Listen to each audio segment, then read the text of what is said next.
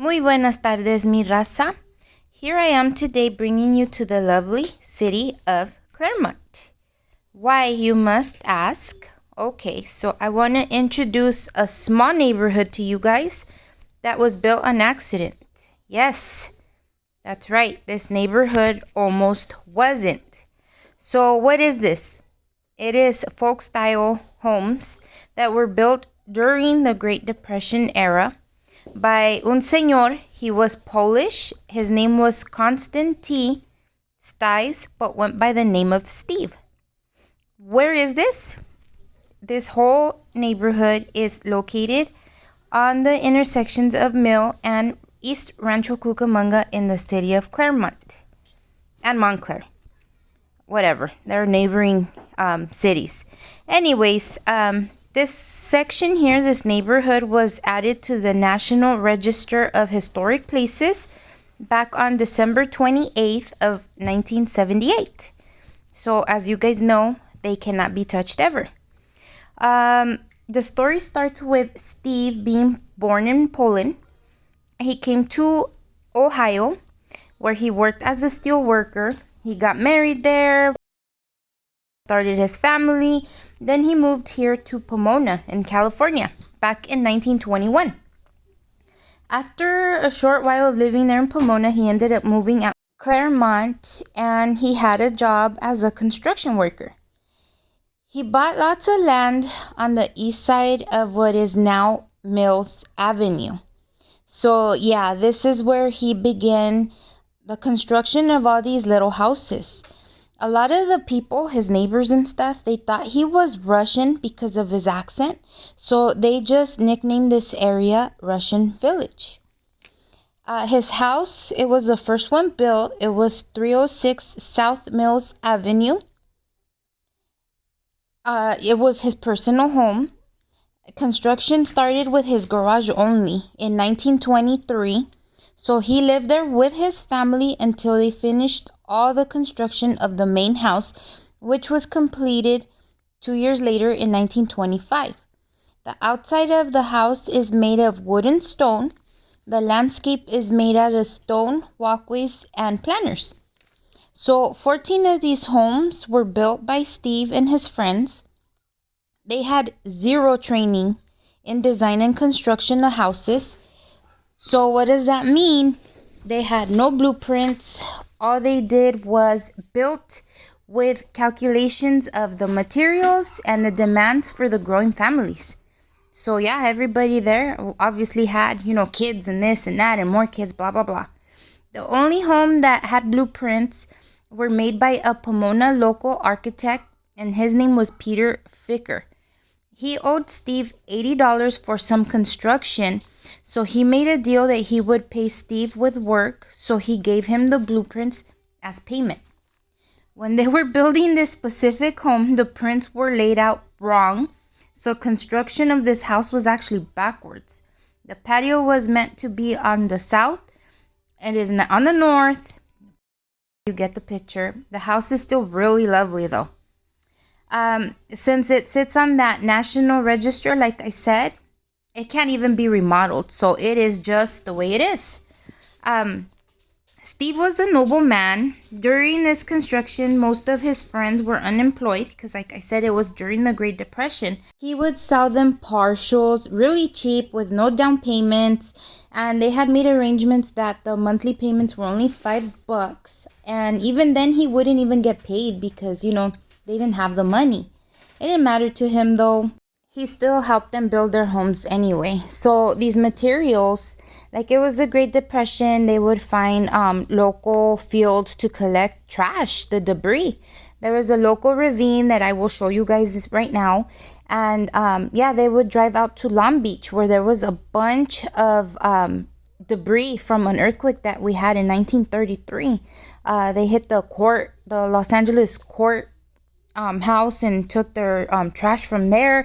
So these homes were really built on just scraps. The most expensive house was the cost of $5,000, and it is now going for $900,000. It is a 3-bedroom, 4.5 bath.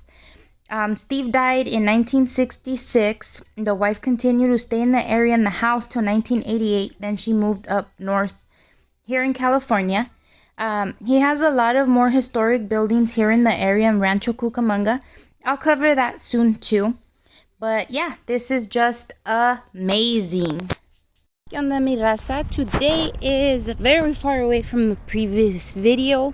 As you can see, it's wet. It rained all night, but it's time to upload my story. So here I am. This is the ravine that I mentioned in the video before. As you can see, it's right in the middle of like the city here. You drive, you know, there's a school across the street, houses on one end, houses on the other end, houses, the school. There's another piece of the ravine on that side. I'll take you guys over there to check it out. But yeah, this is where they got their material. As you can see, there's some water that flows there. And there it is. So yeah, it's just really amazing that so much of the natural, you know, stuff, the rocks and stuff were used to build these houses. I'm gonna try to pass by through the original first house, but there's not really a sidewalk over there or anywhere to pull over, so it's kind of hard to take a picture of the house, of his house.